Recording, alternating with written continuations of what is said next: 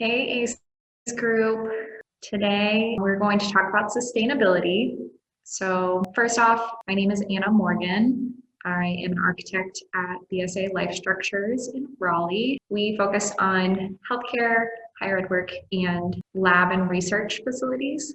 So my coworker who is here with me is going to introduce herself. And I'm Monique Wallach. I am also an architect with BSA Life Structures. First off, what is green building?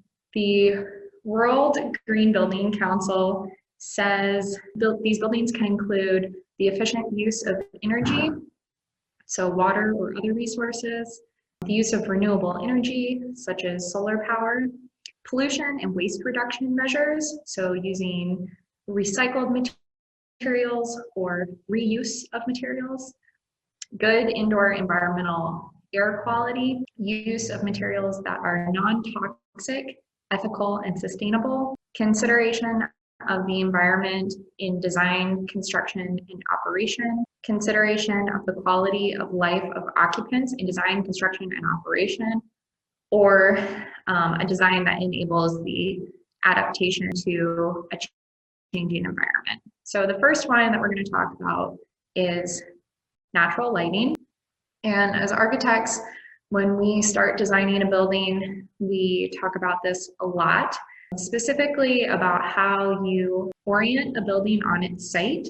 That plays a big role in how the natural light impacts the building as far as how much light is coming into it and also what kind of light. So as you can see from the diagram on the left, the sun rises in the east and sets in the west, which means that predominantly during the day, the south facades of buildings, so the south face of a building, is going to get the most daylight. In the summertime, the sun is high in the horizon, so it will hit your building at a different angle than in the wintertime when it's lower in the horizon. And that can impact the building in a number of different ways. When we look at natural lighting, we can also use it to passively cool or heat a building. So looking at the diagram on the right, you can see, like I mentioned, the sun is at different angles during the summer versus the winter. So as architects, we can use overhangs to block the summer sun, which is really hot, and prevents the light from getting in the building during the summer when it's already really hot during those months. But then we can create openings which allow the winter light to come in and heat up a building when it's cold. The other way to passively heat and cool a building is by using prevailing winds. So designing operable windows or openings in a building on the prevailing side to allow for cool breezes to come in and push the hot air out of a building. Natural lighting can also be used to create different atmospheres. So not necessarily to impact the mechanical systems in a building, but mostly for ambiance or to just create different environments. So as you can see in these pictures, all of these buildings use different textures or different colors, and as the light penetrates into those buildings, those textures and colors create different patterns, different types of environments inside the buildings. The other thing that we can do with natural light is create energy. And I think that we all are pretty aware at this point in time of solar panels. And so obviously you can use solar panels on the roof of your building to take that natural light and turn it into energy. Another sustainable topic is green roofs. So as you can see from this diagram, there are multiple different types of roofs. The differentiator between these is really about how deep the soil is on a green roof, and which dictates how large the plants are that can grow on that roof. So on the small side, you have extensive green roofs, which are mostly going to be ground coverings, things like moss or grasses. And then on the larger side, you have intensive green roofs, which are going to be things like large shrubs or even maybe small trees. And you can see these are some examples of some really nice green roofs that are on tiny homes. So another thing that is becoming more common in residential settings is composting.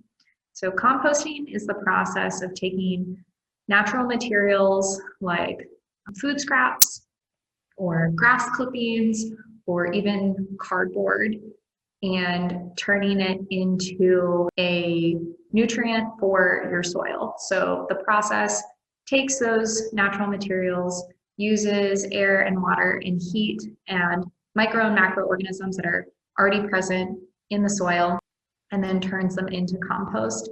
So you can use that compost and turn it, put it into your garden or things like that to give it a boost of nutrients. The other thing that composting is doing in residential settings is using compost to take waste away from homes. So as you can see here, they're using it as toilets. So the big difference between a composting toilet and a traditional toilet is that a traditional toilet uses about a gallon of water to flush the waste down into a sanitary system, which takes the waste away to a sanitation facility.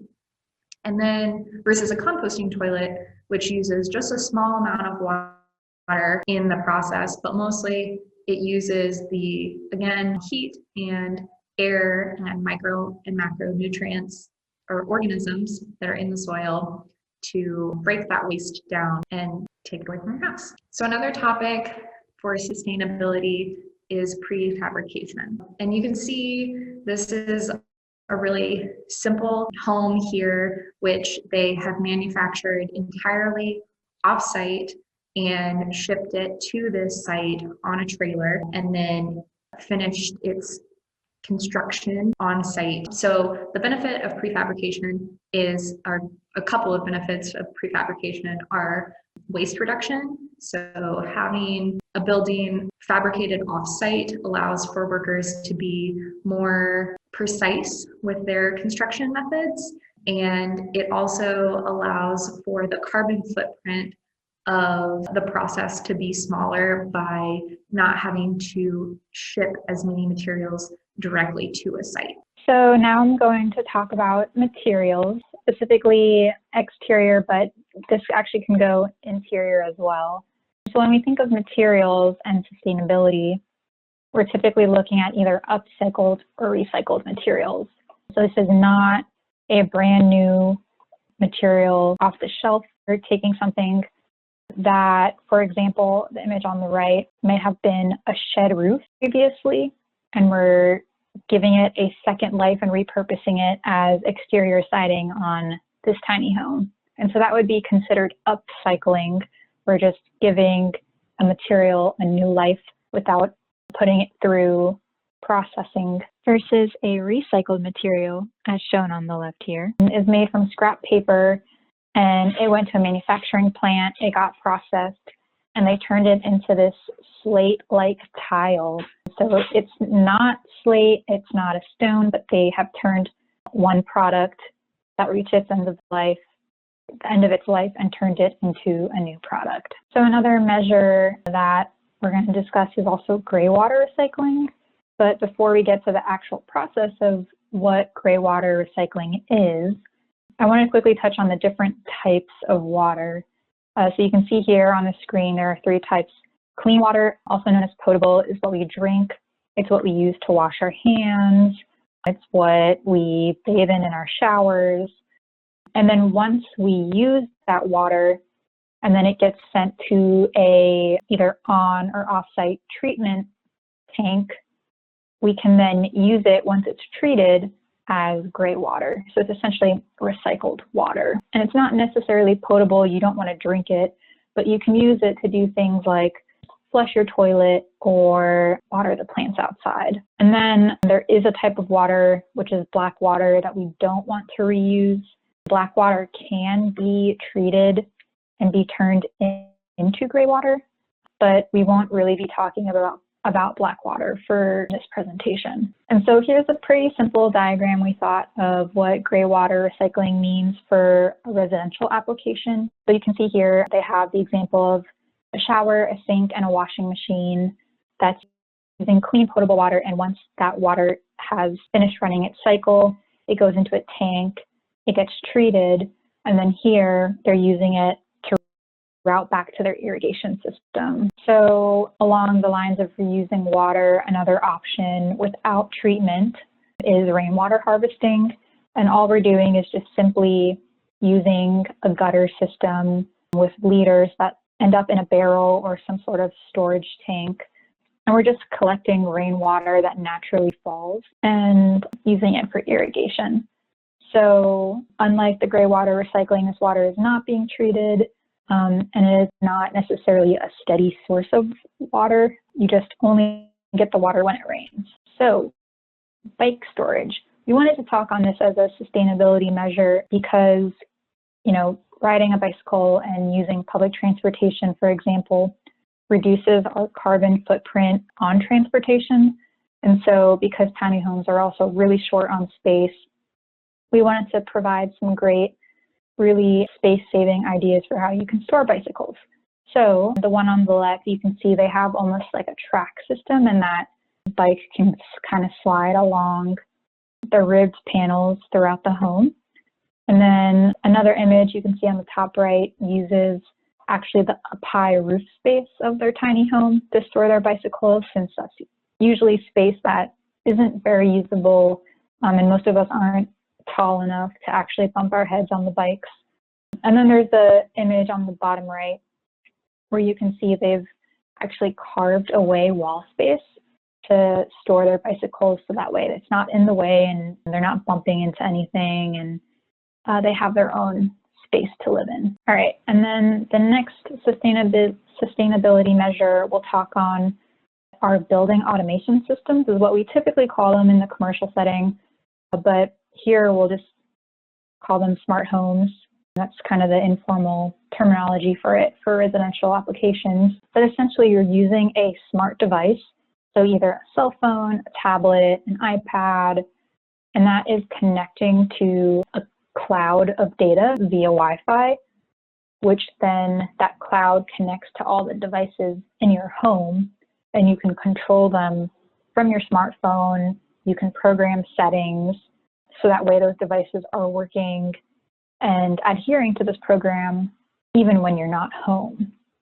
So some examples may be you have your door lock on your exterior door hooked up to your smart home app, and then if you leave and you forget to lock your door, you can go into the app and you can say lock door. Another feature you can have programmed is for your window shades to open and close with the sun rising and the sun setting. So you can have them open when the sun rises to wake up with the natural daylight, or you can have them close when the sun sets to maintain privacy at nighttime. These are just really innovative ways to use technology to control different measures within your home. And then we also wanted to touch on energy efficient appliances. So we won't spend too much time on this, but we know that the industry has been heading towards LED light bulbs. Some of you, and myself included, probably still have some regular standard light bulbs, whether they be CFL or whatnot, in your home. But the trend has been leaning towards LED. And as you can see in the image, they last longer, and you don't need to buy as many of them on an annual basis, which reduces your waste and reduces cost. So they are a huge bonus, especially in residential. And then when we're looking at appliances and water fixtures, for appliances, we're usually looking for Energy Star ratings. This is a pretty common residential certification that you can see and find in a lot of appliances. And it's not anything that's cutting edge. If your parents are looking for, say, like a new dishwasher, they make Energy Star dishwashers and they're affordable. And so it's like, why not do it? And then when it comes to water fixtures, try looking for something that has a water sense label. It just means that they're meeting a certain flow rate that the EPA sets to be sustainable. All right, so we're going to transition to some real-world applications. So one of those is LEED. And so LEED is a building certification program. They do have a residential one, and I won't spend too much time on this because our activity will be doing a LEED checklist. But for those of you who are not familiar with LEED, LEED stands for Leadership in Energy and Environmental Design, and it's a category and point-based system. So their main categories are location and transportation, sustainable sites, water efficiency, energy and atmosphere, materials and resources, and indoor environmental quality. And all of those categories have points associated with them.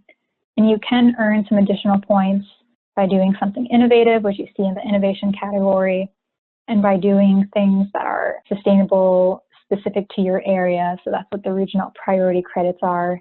But it's essentially a point-based system, and we'll go and we'll fill out that checklist and what each of these categories really means later in our activity. But we also wanted to make you aware of some other certifications that you can look into.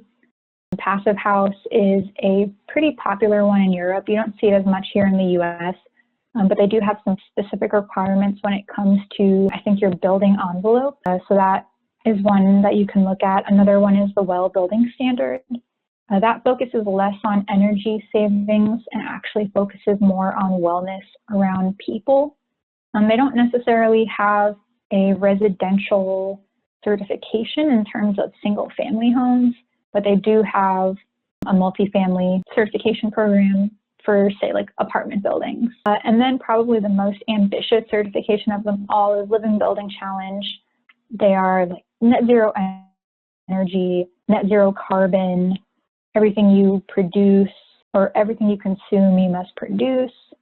And that includes like food, energy, waste, water. It's really comprehensive and holistic. So please feel free to check these out on your own time if they interest you and sustainability interests you.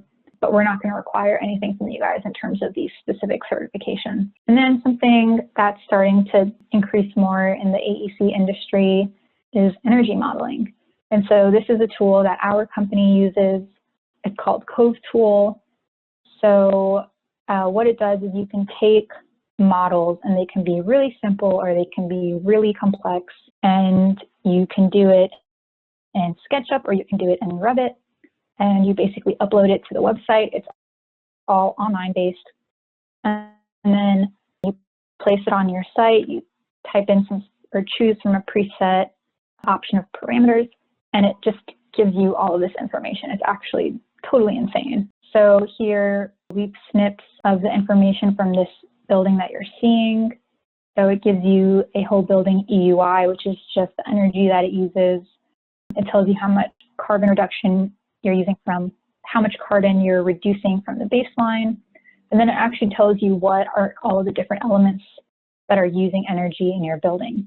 So you can see the top right, there's cooling, heating, lighting, equipment, etc. And so this is a subscription-based program, but they do offer a 2-week free trial. So if any of you are interested, you can sign up for a free trial. You can get in on SketchUp. You can make a really simple tiny home model, and you can place it in Dorothea Dix Park, and then you can actually see how the light and sun affects your tiny home design. And so here you can get something like a radiation energy model. And so what we say, like what we mean by radiation is just a really fancy way of saying where the sun hits the building. So here you can see yellow means there's more sun there. So when you're thinking about how does that apply to a tiny home, think like, okay, a lot of sun means that I could put solar panels there and I can harvest that energy. And so Anna, just like Anna mentioned earlier, your south face is going to get most of that sun. So you can kind of figure out where to place your solar panels without doing an energy model, but it's always really interesting to see how it affects your building when you start to have some more complex designs. And we are actually going to now switch live, and we will go over the LEED checklist as our activity.